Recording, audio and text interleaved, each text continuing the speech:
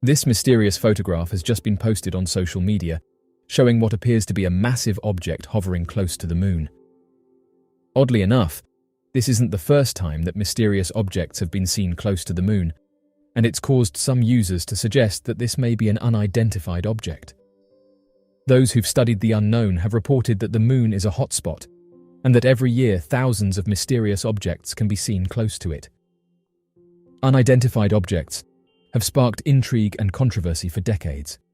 Although they are most commonly associated with sightings in Earth's atmosphere, numerous accounts over the years have reported unidentified objects in the proximity of Earth's natural satellite, the Moon. Reports of mysterious aircrafts near the Moon have been made by astronauts, astronomers, and casual observers alike. The Moon's relative proximity, combined with its lack of atmosphere, makes it a perfect backdrop for observing anomalies. Often, these observations are of unexpected objects moving across the lunar surface or near the lunar horizon. There are multiple reasons that could potentially explain these sightings. Firstly, it is essential to clarify that many sightings can be explained by natural or man-made phenomena. For example, satellites and space debris in Earth's orbit could easily be mistaken for unidentified objects when they pass between an observer and the Moon. Another explanation could be related to optical illusions or misinterpretations of natural lunar phenomena. The human brain is predisposed to identify patterns, even where none exist, a phenomenon known as pareidolia. This could lead to interpreting shadows or irregular lunar features as foreign objects. Lunar transient phenomena, temporary changes in the lunar surface's appearance due to outgassing or impacts, might also be misinterpreted as mysterious activity. Despite these potential explanations, some argue that a subset of lunar sightings cannot be easily dismissed. Astronauts of Apollo missions have reported seeing flashing lights and other unexplained phenomena during their lunar voyages. While some of these instances were likely attributable to cosmic rays hitting their retinas, others remain unexplained. Notably, though, none of the Apollo missions reported sightings that would unequivocally indicate the presence of advanced crafts. In the broader context, the attention given to sightings near the Moon reflects humanity's enduring fascination with the possibility of advanced life. It's a curiosity that drives not only the passionate debates over individual sightings, but also more substantial scientific endeavors, like the search for extraterrestrial intelligence. As we continue to explore our universe, the question of extraterrestrial life remains one of the most compelling unsolved mysteries of our time. As of right now, while most mysterious objects seen close to the lunar surface can be attributed to man-made or natural phenomena, some instances remain unexplained, contributing to ongoing discussions about advanced life. These sightings underscore the importance of vigilant observation and open-minded inquiry as we continue our exploration of the cosmos. Whether these unexplained instances are evidence of extraterrestrial civilizations, however, remains to be proven. As of now, the extraordinary claim of extraterrestrial presence in our cosmic neighborhood still requires extraordinary evidence. The quest for understanding the unknown has always propelled humanity's foray into space. Astronauts, as the frontiersmen of this cosmic voyage, have occasionally reported encounters with unidentified objects, spurring fascination and debate. Astronauts from various space missions have reported encountering objects or phenomena that they could not readily identify. Perhaps the most famous of these is the account of the Apollo 11 mission.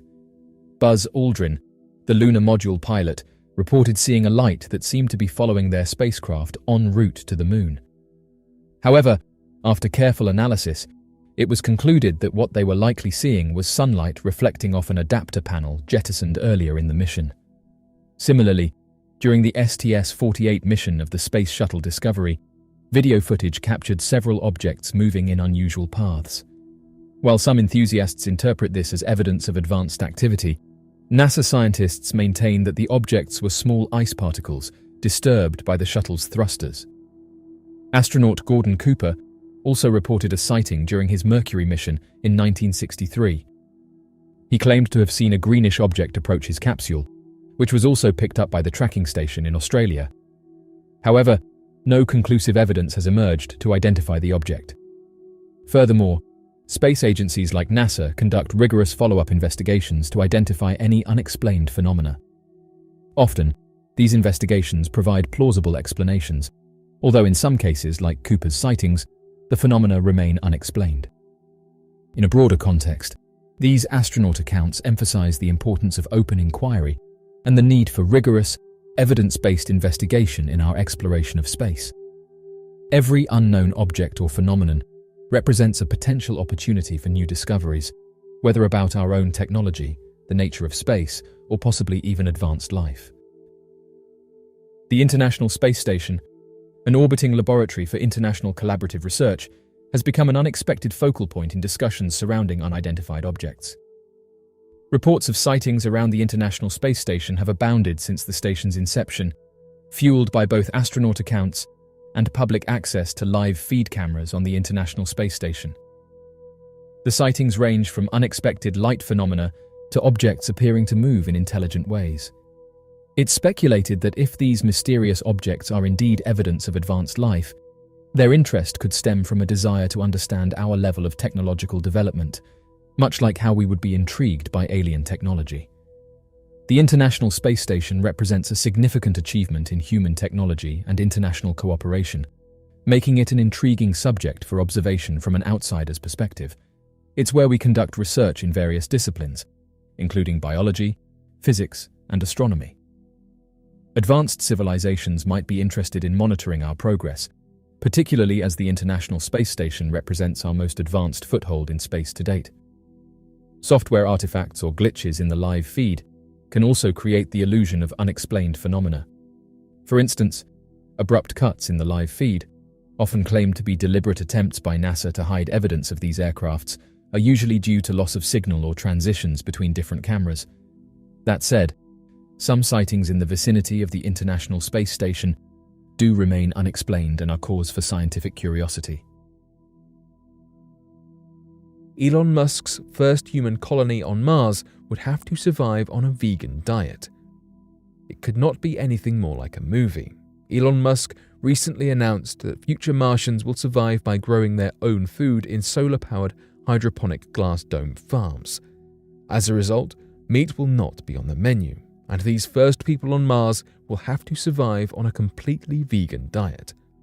Musk does say, at least for the moment, that it will likely only be the first 100 people on Mars who are limited to fully vegan cuisine, owing simply to the extremely high levels of power which will be required to run and maintain the self-sustaining farms, combined with the obviously limited resources.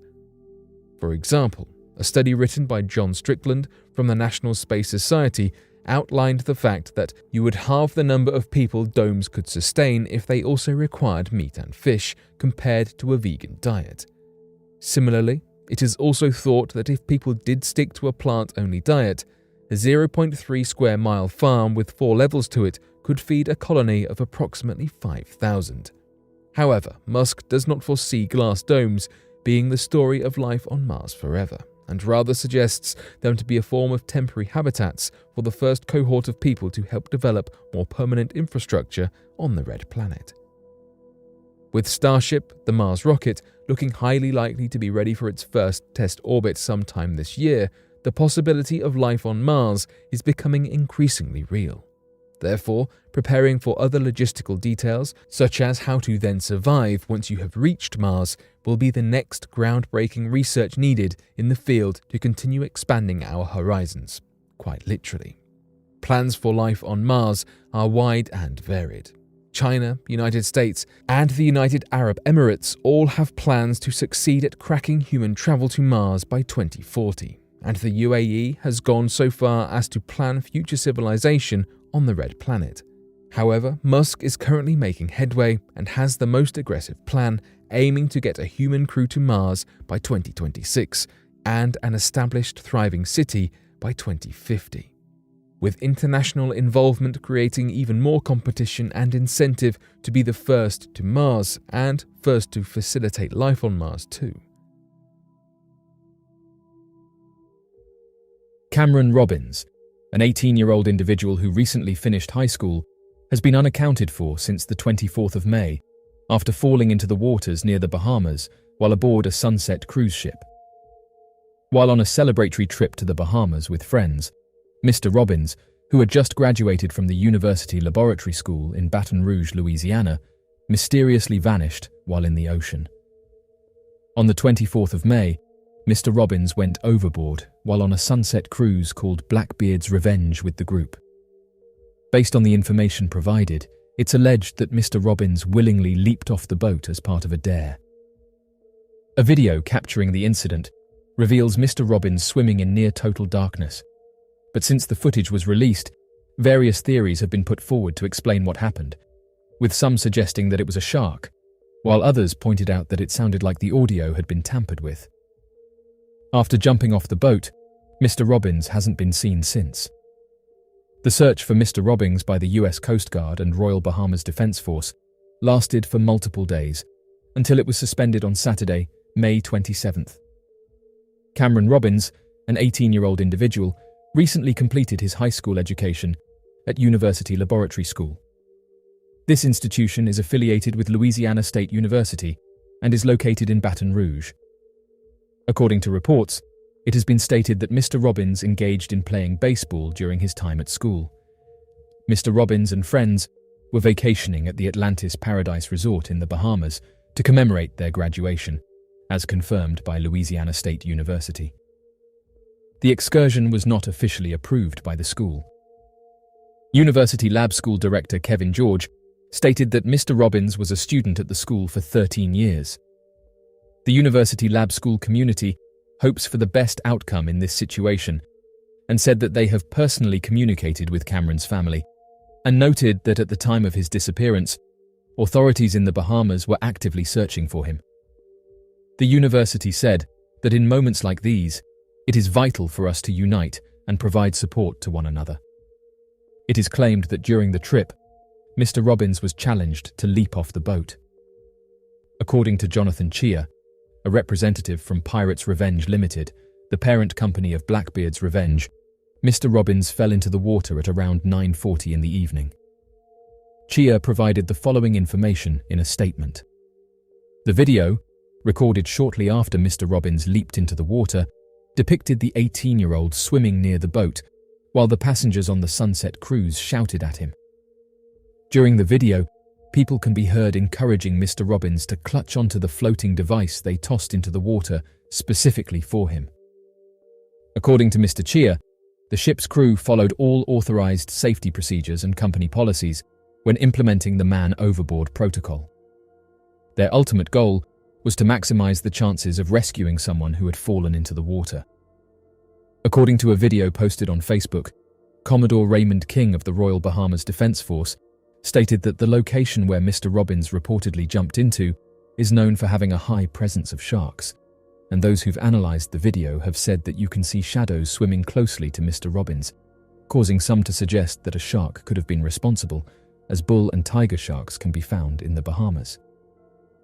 One of the sharks that could have been responsible for Mr. Robbins' disappearance is the bull shark. Bull sharks are known for their aggressive behavior and are considered one of the most dangerous shark species when it comes to interactions with humans.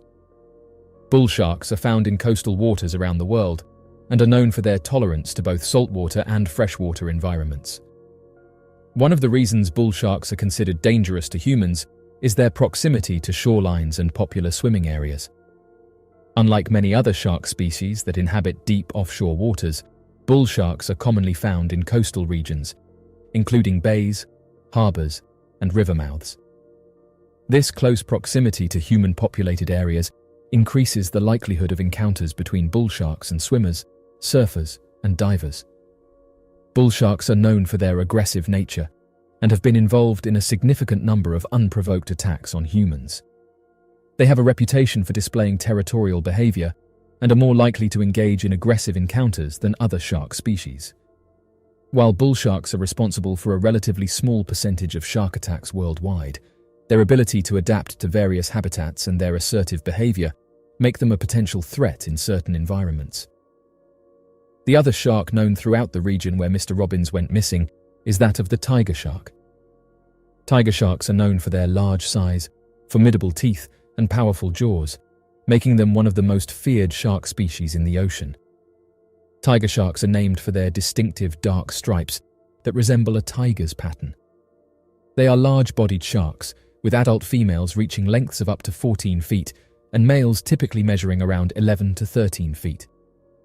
Tiger sharks are known for their opportunistic feeding habits and are often referred to as garbage cans of the sea due to their ability to consume almost anything they come across.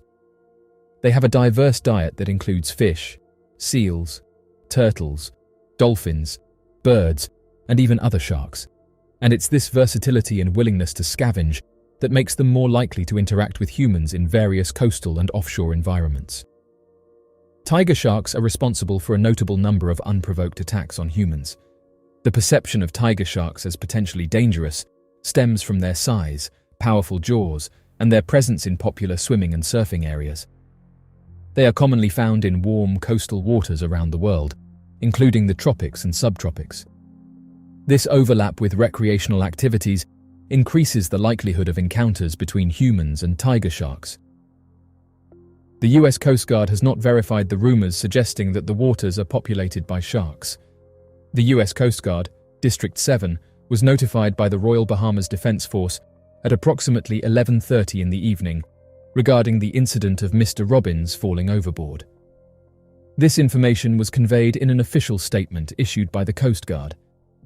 In an official statement, Lieutenant Commander Matthew Spado, the Coast Guard liaison officer to the Bahamas, announced that the US Coast Guard District 7 has dispatched several search and rescue resources following a request for assistance from the Royal Bahamas Defense Force.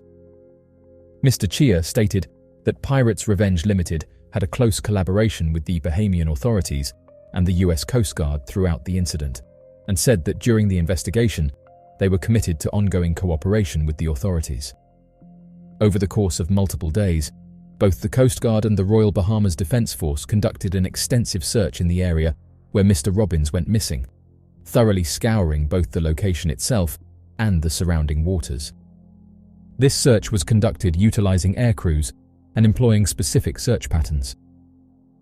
After conducting an extensive search over an area of over 325 square miles, the Coast Guard, in collaboration with the Royal Bahamas Defense Force, wrapped up their search operations on May 27th. In the statement, Mr. Spado conveyed that the Royal Bahamas Defense Force had notified them about the suspension of the ongoing search efforts and their decision to not seek additional Coast Guard assistance. He also expressed his deepest condolences to the family and friends of Cameron Robbins in light of this news.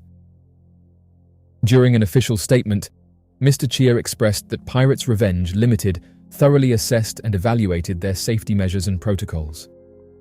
They are assured that the company's practices have consistently aligned with the top industry standards, ensuring the safety of their passengers. With the approval of the Bahamian authorities, Pirates Revenge Limited has commenced the operation of their cruise ship once again. In addition, Mr. Chia extended his gratitude to the crew for their unwavering professionalism and proficient execution of their responsibilities throughout the incident. There's many who've said that the video can be solved by identifying the mysterious shadows that emerge in the water, which caused him to swim away hastily. There has been online speculation triggered by the video suggesting that Robbins's demise may have been caused by a shark pursuing him. Several individuals have asserted that they can distinctly discern a shark in the footage. As mentioned, Commodore Raymond King of the Royal Bahamas Defense Force confirmed that the region where Robbins fell overboard is heavily populated with sharks. Other users pointed out that they noticed the presence of a shark on the left side of the video, while one user confidently claimed to have spotted a fin in the short video clip. The Bahamas, with its crystal-clear waters and stunning coral reefs, is a popular destination for beachgoers and water enthusiasts. However, amid the beauty and serenity of these turquoise seas, there is a lurking fear that captivates the minds of many: shark attacks. Shark attacks are a rare occurrence in the Bahamas, but they do happen. The archipelago is home to various species of sharks, and while sharks are an essential part of the marine ecosystem and play a crucial role in maintaining the balance of the underwater world, their encounters with humans can sometimes result in negative outcomes. Several factors contribute to shark attacks in the Bahamas. One of the primary factors is the interaction between humans and sharks in their natural habitat. The Bahamas offers exceptional diving and snorkeling opportunities, where tourists and locals can explore the vibrant coral reefs and swim alongside marine life. While these experiences are captivating, they can bring humans into close proximity with sharks, increasing the chances of an encounter. Another factor is the presence of bait and food sources in the water. Fishing and the improper disposal of fish waste can attract sharks to areas frequented by humans. Additionally, certain activities, such as spearfishing or fishing with bait, can unintentionally draw sharks closer to humans, creating a higher risk of an encounter. In the case of Mr. Robbins, some have suggested that the group may have been unknowingly chumming the water by accident, and they could have been doing this by dropping food into the water, which would have attracted wildlife. It is essential to note that the vast majority of shark encounters do not result in attacks. Sharks are often curious creatures and may approach humans out of curiosity or to investigate their surroundings. In most cases, these encounters are harmless and serve as a reminder of the beauty and diversity of marine life. However, there have been instances where sharks have exhibited aggressive behavior, leading to attacks. The Bahamas has implemented measures to ensure the safety of both humans and sharks in their waters. Shark conservation efforts aim to promote responsible interactions and minimize the risks associated with shark encounters. These efforts include educational programs, public awareness campaigns, and guidelines for divers and snorkelers. One such initiative is the establishment of marine protected areas and shark sanctuaries. These areas restrict fishing and other activities that could harm shark populations and their habitats. By protecting these vital areas, the Bahamian government aims to maintain the delicate balance of the marine ecosystem and ensure the long-term survival of sharks and other marine species. It's just been announced that evidence of a possible wormhole has opened up at Skinwalker Ranch. Photographs have been shared by the team who are currently investigating Skinwalker Ranch and its anomalies. For those unaware, the Skinwalker Ranch, which is situated in the Uinta Basin in northeastern Utah, is an intriguing location, enveloped in tales and enigmas. It is commonly referred to as Sherman Ranch, and over the years, various individuals have come forward with strange reports, many of whom have detailed strange wormholes opening up in the sky and noting that they witnessed objects flying through them. This 480-acre property is known for its association with various phenomena such as mysterious aircrafts, strange entity encounters, mysterious livestock explorations, patterns formed in crops, and the presence of skinwalkers. Additionally, the ranch shares a border with the Ute Indian Reservation. The Ute were granted the Winter Valley Reservation in October 1861 through President Abraham Lincoln's executive order. In January 1882, the Uncompahgre Reservation, also known as the Ouray Reservation, was established, and later merged with the Winter Reservation in 1886, resulting in the creation of the Winter and Ouray Reservation. This reservation has served as the home for the Ute for over 150 years, spanning over 4.5 million acres of land. For many years, the Indigenous people have spoken about how the neighboring ranch lies on the path of the Skinwalker, and as a result, they have been strictly prohibited from approaching the property. The Skinwalker refers to a malicious creature who can change shape, and the Ute people regard this figure with great reverence. The Ute tribe inhabited regions such as Utah, Colorado, and New Mexico before they relocated to the reservation. They were known for their fierce and warlike nature. In the past, the Ute and Navajo tribes joined forces to resist their shared adversaries. However, when the Ute tribe acquired horses from the Spanish, they started taking Navajo individuals and selling them in markets located in New Mexico. During the Civil War, certain Ute groups joined forces with Kit Carson in a military operation against the Navajo, which resulted in the Navajo being expelled from their territories and compelled to march to the Fort Sumner Reservation in New Mexico, known as the Long Walk of the Navajo.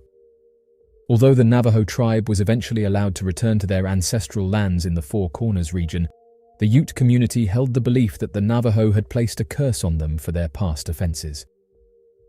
As a consequence, the Ute people started experiencing disturbances caused by the Skinwalkers, The Ute people have a long-standing belief in the existence of skinwalkers, and these tales have been passed down for over 15 generations. However, they do not hold the belief that skinwalkers reside on the ranch. Instead, they believe that skinwalkers seek refuge in a nearby location known as Dark Canyon. Based on reports, skinwalkers have been frequently observed by the Ute people in the region. These beings have been sighted near the ranch, along the road to Fort Duchesne, and in different parts of the reservation. One description paints them as human-like creatures with dog heads, while others have described them as being more wolf-like. Another account depicts them as big, black, hairy humanoids with remarkable speed. Witnesses have also claimed that these entities possess unusually large and intimidating red eyes. Additionally, there are reports of people encountering and capturing photographs of substantial footprints believed to be left behind by skinwalkers. The Myers family settled on the ranch in 1905. Initially, there were a few small buildings on the northwest corner of the ranch, located at the base of Skinwalker Ridge. Eventually, the original homestead was deserted, and a new residence was established on the eastern side of the ranch. From the 1930s until 1987, Kenneth John Myers and his wife Edith Myers resided on the property. Although no unusual incidents were reported by the Myers themselves during their time there, some of their neighbors did have experiences worth noting. During the 1950s, a series of peculiar incidents started happening in the basin. There were multiple accounts of unidentified objects observed above the property, and these sightings persisted for several decades. It is worth noting that this wasn't the initial occurrence of unusual aircraft sightings. The earliest documented mention of such sightings goes back to the late 1700s, when Spanish explorers, who were in search of the Spanish Trail, passed through the basin and reported observing strange crafts hovering above their nightly campfires. The reports of unidentified objects were numerous, with descriptions ranging from fireballs to aircraft of different sizes and shapes, including round, oval, cigar-shaped, and triangular. Some of these objects were enveloped in a green glow, while others emitted red beams or displayed colored lights from underneath. The influx of calls became so overwhelming for the Utah Highway Patrol that by the 1970s, reports were no longer filed. Additionally, local ranchers also reported unusual instances of cattle explorations during the same period. Joseph Hicks, a retired science teacher hailing from Roosevelt, Utah, delved into over 400 reported sightings in the basin and uncovered an intriguing correlation between these sightings and instances of cattle explorations.